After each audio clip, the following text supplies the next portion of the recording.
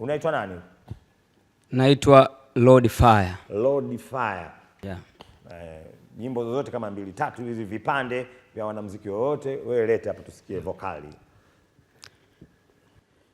Hata kama penzi maji masafi niacheni na nawa, maana yamenifika hapa, ingawa nitakonda nimeridhia sawa, maana kila dakika kuwa kilioni, hata kukikucha macho tu na kesha kulilia penzi kama kindalokosa mama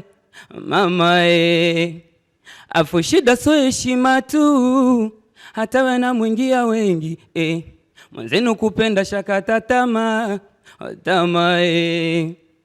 weache ikabaki kuwa historia, japo sio kilo safi, na ya nini kung'ang'ania biashara tena yenye hasara, na wala sisemi nitakuchukia japo moyo hautaki, na ya nini kung'ang'ana inatosha. Weache nipambane na hali yangu, inatosha. Utaniua, inatosha. Inatosha.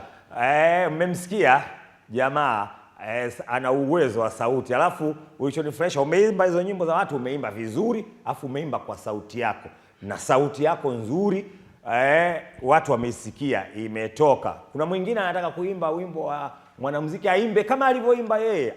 Kama utaweza aimba, lakini kama una sauti yako unajiamini kama wewe, mbona umeimba vizuri na imetoka vizuri. Sawa, safari yako ya kutuletea wimbo Bado, muziki ulianzia wapi? Umezunguka vipi mpaka umetuletea wimbo wa Bado? Safari yangu ya muziki nimeanza kitambo kidogo. Nimeanza mwaka 2016. Pindi hicho ndo nimemaliza shule ya msingi darasa la 7. Nimeanza kucheza ngoma ya asili. Babangu alikuwa ni msanii wa kuimba nyimbo za asili. Basi nikatoka hapo, baba yangu kwanza alikuwa hapendi kwanza niimbe bongo flava. Alikuwa anahitaji nifanye muziki, nifanye jadi yake, yani nyimbo ya Kinyamwezi. Kilichokuja kunichanganya kwa sababu tu ile lugha nilikuwa sitambui. Nilikuwa natambua kuimba Kiswahili. Nikajikuta nimeanza kuandika nyimbo ya bongo flava, na pia changamoto nyingi ambazo nimezipata kupitia kazi. Nimekuwa nikienda studio mara nyingi nakuta foleni, nashinda njaa, sina hela ya kula muda huo. Basi inanibidi sasa hivyo naamua kurudi tena nyumbani. Baada ya hapo nakaa nafikiria, na huku nikifika mtaani watu wanakuwa wananicheka, wanasema kwamba mimi muziki siwezi, lakini mimi naendelea kujipa moyo kwamba muziki naweza, kwani muziki tayari ulishaingia kwenye damu. Wakati huo uko Tabora? Wakati huo nipo Tabora. Basi nikaendelea kupambana hivyo tu, na nikawa nafuatilia kipindi cha Wavumi, nikajipa moyo. Kwanza namshukuru Mwenyezi Mungu mpaka leo hii kufika hapa kwenye kipindi cha Wavumi, na imani baadhi ya watu wengi wananitazama leo hii. Ni hatua mojawapo ambao nimefanya kupitia muziki wangu. Basi bila kuwa na mengi zaidi,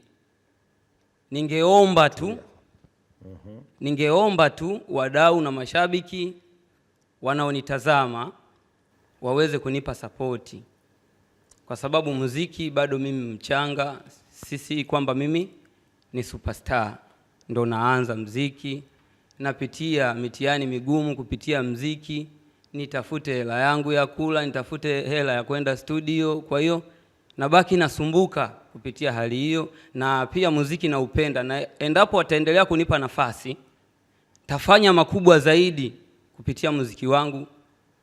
Mtazamaji wa ITV Super Brand, habari ya dunia, mmemsikia kijana safari yake. Alikuwa mzee anataka ngoma za asili.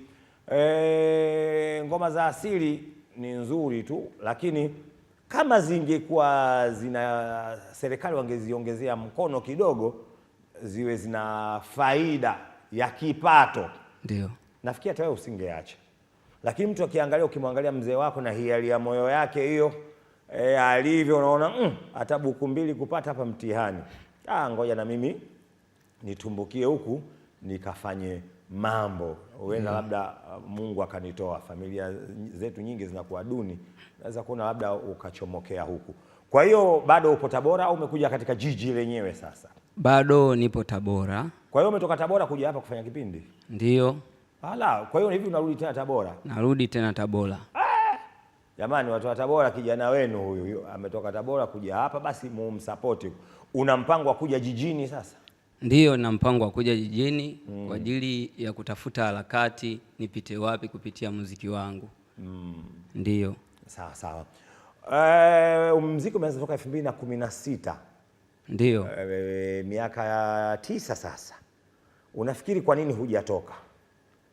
Labda pengine naweza nikafikiri kwa sababu nakuwa mbali, yani nakuwa mbali katika media mbalimbali, na maana mbali na dunia bwana, yani mbali na dunia. Ndio. Kwa hiyo kuonekana kuwa kwamba una kipaji ni kazi.